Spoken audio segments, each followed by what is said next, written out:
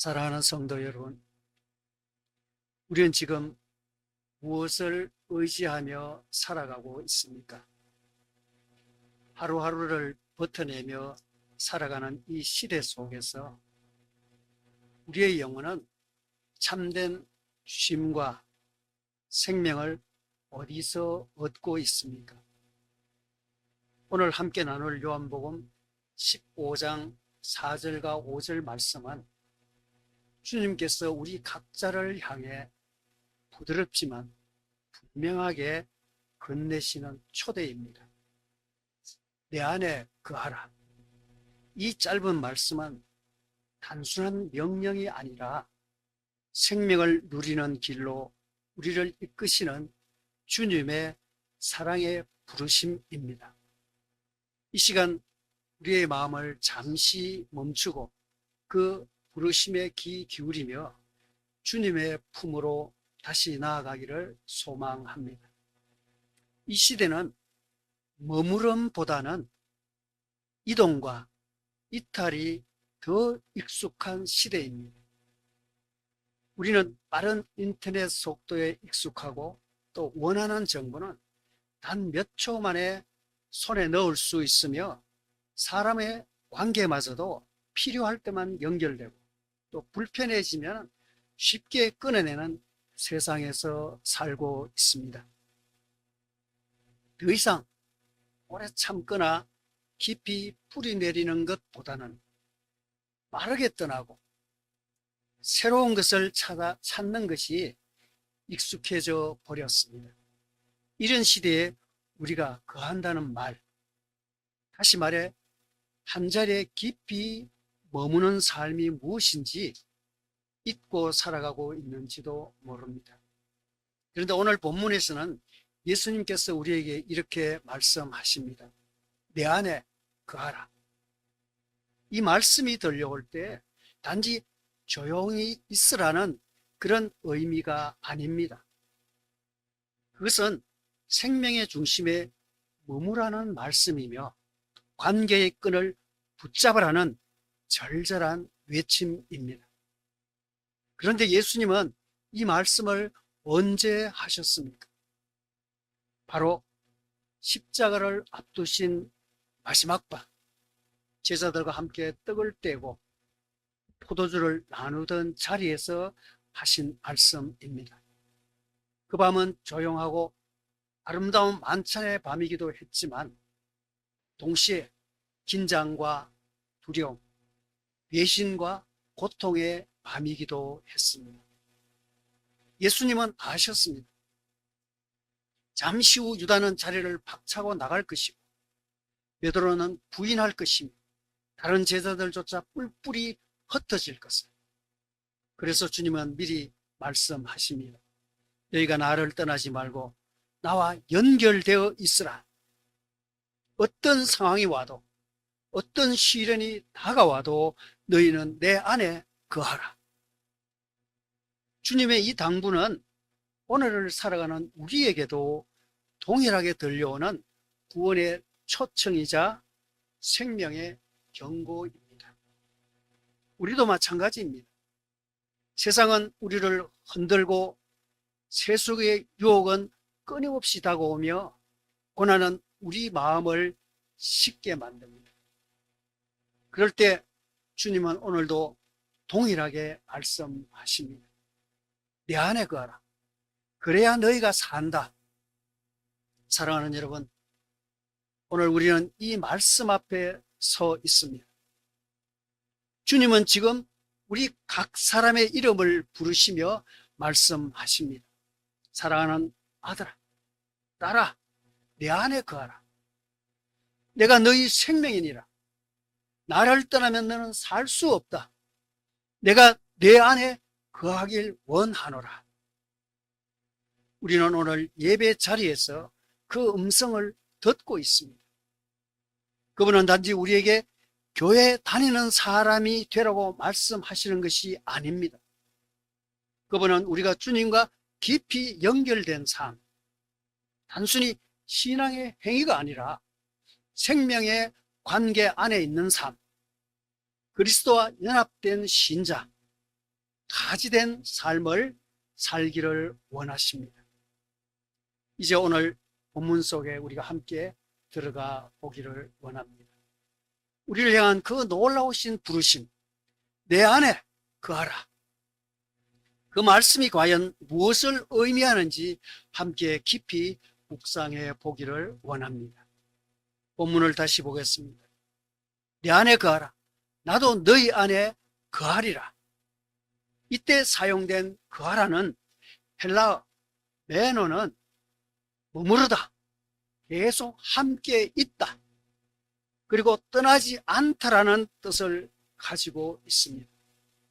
이 말은 단순히 위치적 의미가 아니라 지속적인 관계와 연합을 의미합니다. 사랑하는 성도 여러분, 우리가 주님 안에 거한다는 말만 해도 이미 큰 은혜인데 더 놀라운 사실이 있습니다. 예수님은 우리에게 이렇게 말씀하십니다. 내 안에 거하라. 나도 너희 안에 거하리라. 이 말씀은 단순히 너희가 나에게 가까이 와라는 말씀을 넘어서 내가 너희 안에서도 함께 있겠다라는 약속의 말씀입니다. 이것이 얼마나 큰 은혜인지 아십니까? 창조주 하나님이신 예수님께서 우리를 구원하시기 위해 이 땅에 오신 그분께서 우리 같은 연약한 자의 마음 안에 거하시겠다고 약속하신 것입니다. 그리스도인이라는 것은 단순히 교회에 다니는 사람이 아니라 예수 그리스도께서 내 안에 살아계시는 사람입니다. 내가 그분 안에 있고 그분이 내 안에 계신다는 이 놀라운 영적 연합, 이것이 바로 우리가 누리는 복음의 핵심입니다. 예수님께서는 이 말씀 이후에 제자들에게 중요한 약속을 주셨습니다. 바로 성령을 보내시겠다는 약속입니다. 요한복음 14장과 16장에서 반복하여 말씀하시죠. 내가 너희를 고아와 같이 버려두지 아니하고 너희에게로 오리라. 보혜사, 곧 아버지께서 내 이름으로 보내실 성령, 예수님의 영이신 성령께서 우리 안에 오셔서 우리를 진리로 인도하시고 우리에게 예수님의 말씀을 기억나게 하시고 낙심될 때 위로하시고 넘어질 때 붙들어 일으키십니다. 성령의 내주하심은 단지 이론이 아닙니다. 그분은 실제로 우리 마음에 거하시며 우리가 주님의 사람으로 살아가도록 도우시는 분이십니다. 우리가 죄를 짓고 양심이 찔릴 때, 말씀이 생각나고 기도하고 싶은 마음이 들 때, 그것은 다 성령께서 우리 안에 계시다는 증거입니다. 사도 바울은 이 진리를 너무나도 잘 알고 있었습니다. 그래서 갈라디아서 2장 20절에서 이렇게 고백합니다. 내가 그리스도와 함께 십자가에 못 박혔나니 그런즉 이제는 내가 사는 것이 아니요 오직 내 안에 그리스도께서 사시는 것이라. 할렐루야. 이 고백이야말로 하나님과 우리가 함께 살아감을 가장 분명하게 드러내는 믿음의 고백입니다. 나는 죽었고 이제 내 안에 예수님이 사십니다. 아멘. 이 얼마나 놀라운 은혜입니까? 예수님은 멀리 계시는 분이 아니십니다. 먼 하늘 저편에 계셔서 우리가 부를 때마다 천천히 다가오시는 그런 분이 아닙니다. 그분은 내 안에, 내 마음의 가장 깊은 곳에 내 생각과 감정, 나의 결정과 방향 속에 함께 거하시는 분이십니다.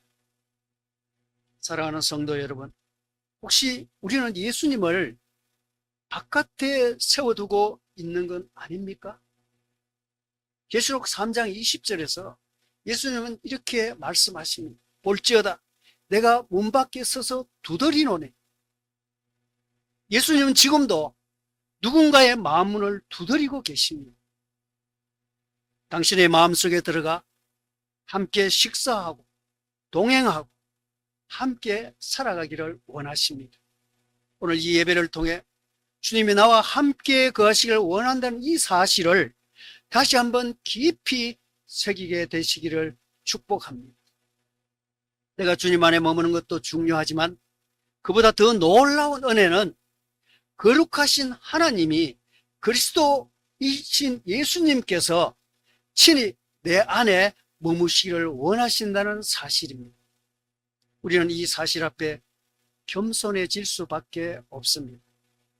그분의 은혜를 구하고 우리의 마음이 더 깊이 들어야 합니다.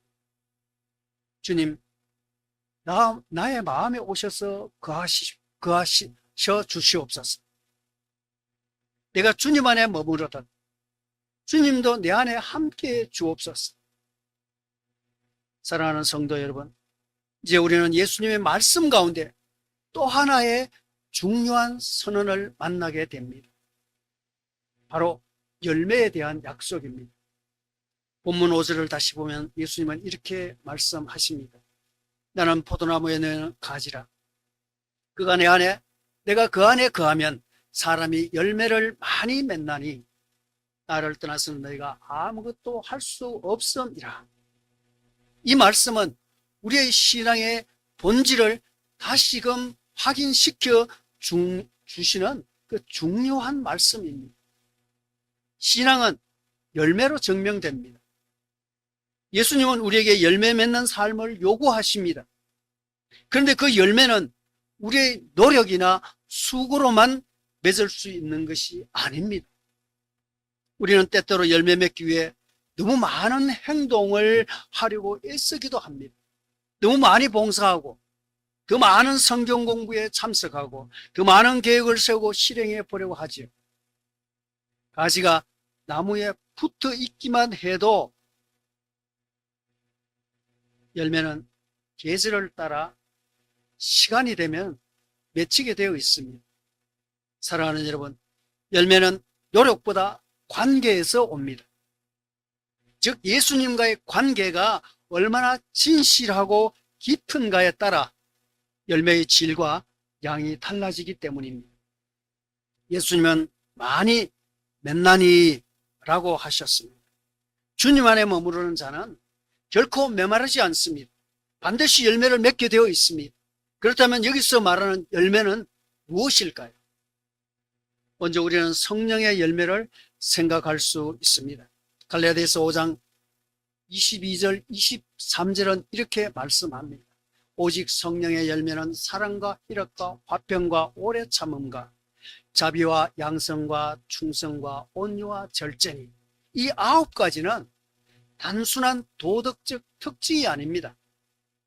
이것은 예수님과 연결된 삶 속에서 자연스럽게 흘러나오는 인격의 열매입니다. 내가 예수님을 더 사랑할수록, 내가 주님과 더 가까이 걸어갈수록 이 열매들은 삶 속에서 드러납니다. 뿐만 아니라 전도의 열매도 있습니다. 지난주에 우리 아름다운 교회가 백석대학에 가서 전도 열심히 하셨잖아요. 저도 참석하고 싶었는데 더 중요한 일들이 있어가지고, 전도하는 게 더 중요한 일이겠지요. 그런데 꼭 또 이렇게 빠져야 할 그런 일이 있어가지고 제가 못 갔지만, 이 전도의 열, 이 굉장히 중요한 겁니다. 복음을 전하고 누군가가 주님 앞으로 나오는 역사, 내 삶을 통해 누군가 하나님을 더 알게 되는 것, 이것은 반드시 예수님과의 관계에서 나옵니다. 또한 선한 행실의 열매가 있습니다. 야고보 사도는 믿음이 행동으로 드러나지 않으면 죽은 믿음이라고 했습니다. 주님 안에 거하는 자는 자연스럽게 사랑과 그리고 실천과 나눔, 섬김의 삶으로 열매 맺게 됩니다.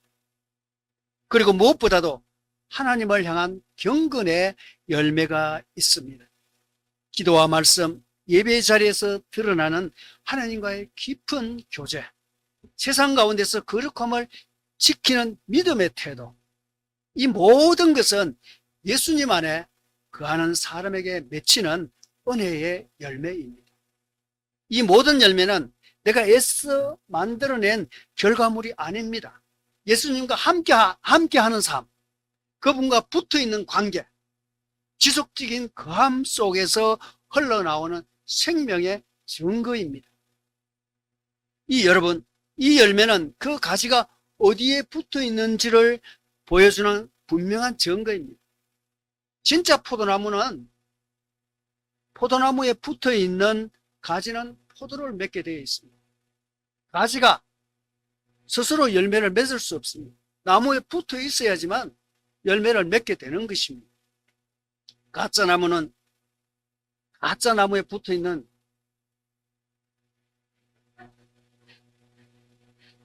보니까 말을 안 해도 다 여러분들이 다 아시는 열매를 맺을 수가 없습니다. 아무 열매도 맺지 못합니다. 오늘 우리의 삶을 돌아보십시다. 나는 어떤 열매를 맺고 있습니까? 내 인격에는 성령의 열매가 맺히고 있습니까? 내 삶을 통해 누군가 하나님을 만나고 있습니까? 내 믿음은 행동으로, 기쁨으로, 사랑으로 흘러가고 있습니까? 예수님은 말씀하십니다. 내 안에 그러면 열매를 맺을 것이다. 열매 맺는 삶은 우리의 수고가 아니라 주님과의 관계에서 시작됩니다. 그러니 우리는 먼저 이 질문을 스스로에게 해야 합니다. 나는 지금 주님과 연결되어 있는가? 사랑하는 성도 여러분, 예수님께서 오늘 우리에게 들려주신 말씀, 내 안에 거하라는 이 말씀은 단순한 종교적 행동을 하라는 말씀이 아닙니다. 그분은 우리가 단지 일주일에 한 번 예배에 참석하고 성경을 몇 장 읽는 것으로 만족하시기를 원하지 않습니다. 주님이 원하시는 것은 우리의 전 존재가, 우리의 매일의 삶이 주님 안에 깊이 뿌리 내리고 살아가는 삶입니다. 주님과 동행하는 삶, 주님의 음성에 귀 기울이며 걷는 삶, 그분과의 마음을 나누며 사는 삶입니다. 그한다는 것은 어떤 상황에서도 예수님을 나의 중심으로 삼는 삶을 뜻합니다. 기쁠 때에도 슬플 때에도 성공할 때에도 실패할 때에도 그분 안에 머물러 있는 삶, 이것이 바로 주님이 원하시는 관계의 중심의 신앙입니다. 여러분, 한다는 것은 머무는 선택입니다. 세상은 끊임없이 우리를 주님에게서 끌어내리려고 합니다. 유혹이 있고 낙심이 있고 무기력과 타협이 있고 무엇보다도 습관적인 신앙이라는 더 큰 함정이 있습니다. 그러나 예수님은 오늘도 우리에게 향하여 말씀하십니다. 내 안에 거하라. 나도 너희 안에 거하리라. 이것은 초대이자 명령입니다. 우리의 생명을 위한 은혜의 초대이며 반드시 붙잡아야 할 생명의 명령입니다. 예수님을 떠나서는 아무것도 할 수 없습니다. 이 말은 단지 겁을 주기 위한 말씀이 아닙니다. 그분이 곁에 없이는 우리는 진짜 의미 있는 삶을 살 수 없다는 깊은 사랑의 고백입니다. 우리는 이 말씀 앞에 오늘 두 가지 질문을 스스로 해야 합니다. 첫째는 나는 지금 어디에 거하고 있는가? 주님 안에 머물고 있는가? 아니면 형식 속에, 습관 속에, 혹은 내 뜻대로 살아가고 있는가? 둘째, 나는 열매 맺는 삶을 살아가고 있는가? 예수님과의 관계 속에서 사랑과 화평, 인내와 자비가 드러나고 있는가? 내 삶이 누군가에게 복음의 향기를 풍기고 있는가? 이 질문 앞에서 우리가 정직해질 수 있다면 우리는 다시 회복될 수 있습니다. 다시 주님 안에 거할 수 있습니다. 주님은 여전히 우리를 기다리고 계십니다.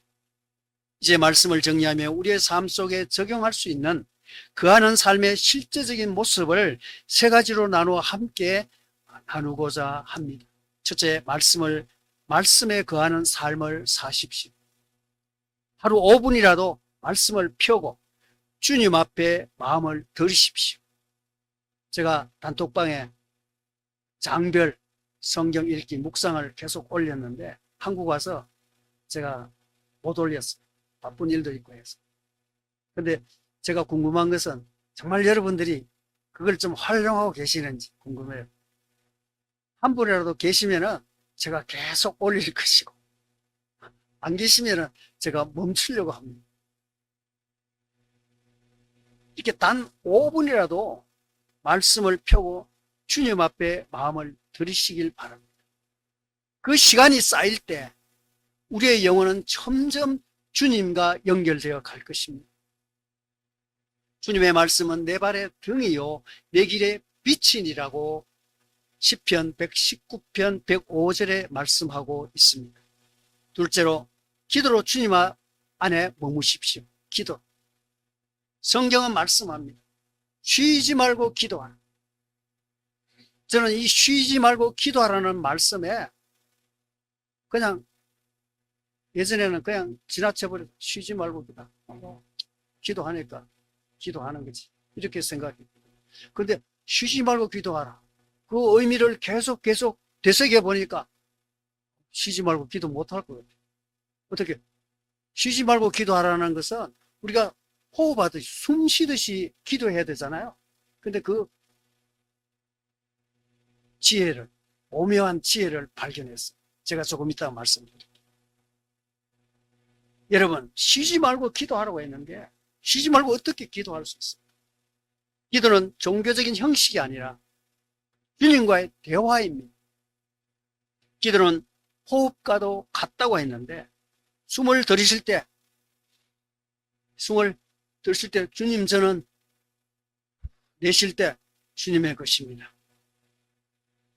주님 저는 주님의 것입니다. 주님 저는 주님의 것입니다. 이런 식으로. 이게 엄청난 고백이죠. 나는 주님의 것이다. 여보, 나는 당신 것이야. 똑같아요. 난 당신의 사랑이야. 똑같잖아, 그죠? 이 얼마나 놀라운 고백입니까? 숨을 들이실 때 주님 안에, 내쉴 때 거하기를 원합니다. 이렇게 짧지만 기도하게 된다면 우리의 일거수일투족과 우리의 모든 생각을 아시고 기도를 들으시는 그 주님께서 들으실 줄 믿습니다. 하루를 시작할 때, 마음이 복잡할 때, 그리고 어떤 결정 앞에 서게 될 때 잠시 멈춰 주님과 대화하십시오. 그 순간이 바로 거함의 시간입니다. 셋째, 관계 속에서 주님을 드러내십시오.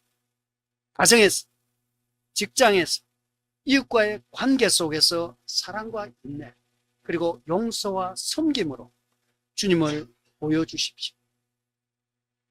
우리가 교회 안에서 얼마나 용서, 사랑 이야기를 듣습니까? 그런데 교회 안에 보면은 원수지간이 너무 많아. 맞죠, 권사님? 네. 내 편, 나와 함께하는 주님은 영원히 내 편이고, 우리 권사님과 함께하는 주님도 영원히 권사님 편이야. 그래서 서로가 그냥 용서를 못해. 근데 용서해야 돼. 용서 못할 일이 어디 있어요? 법정에 가서도 참으로 진심으로 뉘우치면 형을 깎아주잖아요. 용서해 주잖아요. 맞잖아요. 우리가 예수님 안에서 사랑을 고백하고 사랑을 나눈다고 하는 우리가 왜 용서할 수가 없어요? 용서를 당연히 해야죠. 예수님이 우리 죄를 사하신 것이 실감이 안 돼가지고 우리가 용서 못하는 건가요? 아니에요. 주님을 보여주십시오. 여러분의 삶 가운데서. 열매는 사람을 통해 나타납니다. 내가 예수님 안에 갈 때 주변 사람들도 그 향기를 맡게 됩니다. 사랑하는 여러분, 오늘도 우리에게 거하시라고 하시는 이 말씀, 주님의 음성 앞에 우리가 어떻게 응답하시겠습니까? 예수님 안에 거하는 삶, 그분이 내 안에 거하시는 삶, 그것이야말로 참된 신앙이며 참된 생명의 길입니다. 오늘 이 시간 우리가 주님 앞에 이렇게 고백하기를 원합니다. 주님, 이제는 더 이상 형식적인 신앙인이 아니라 주님 안에 깊이 거하는 자가 되기를 원합니다. 내 마음을 엽니다. 내 삶의 중심에 오셔서 거하여 주옵소서. 날마다 말씀에 뿌리 내리게 하시고 기도로 주님과 교제하게 하시고 열매 맺는 삶을 통해 아버지께 영광 돌리는 삶을 살게 하옵소서라고 기도해야 될 것입니다. 주님의 이 명령 앞에 순종하는 저와 여러분 모두가 되시기를 주님의 이름으로 간절히 축복합니다. 이 시간 우리가 잠시 합심하여 기도하기를 원합니다. 오늘 하나님께서 주신 이 말씀을 기억하고 주님 안에 거하는 삶을 회복하게 하소서라고 주님 앞에 아뢰고 주여 한번 크게 부르고 기도하겠습니다. 저는 네팔에서 꼭 예배 끝나면 우리 성도들하고 함께 이렇게 통성 기도를 합심 기도를 하거든요. 우리 아름다운 교회에서 한번 하고 싶었어요. 그래서 오늘 여러분들하고 합심 기도하기를 원합니다. 그래서 한번 주여 크게 부르고 기도하겠습니다.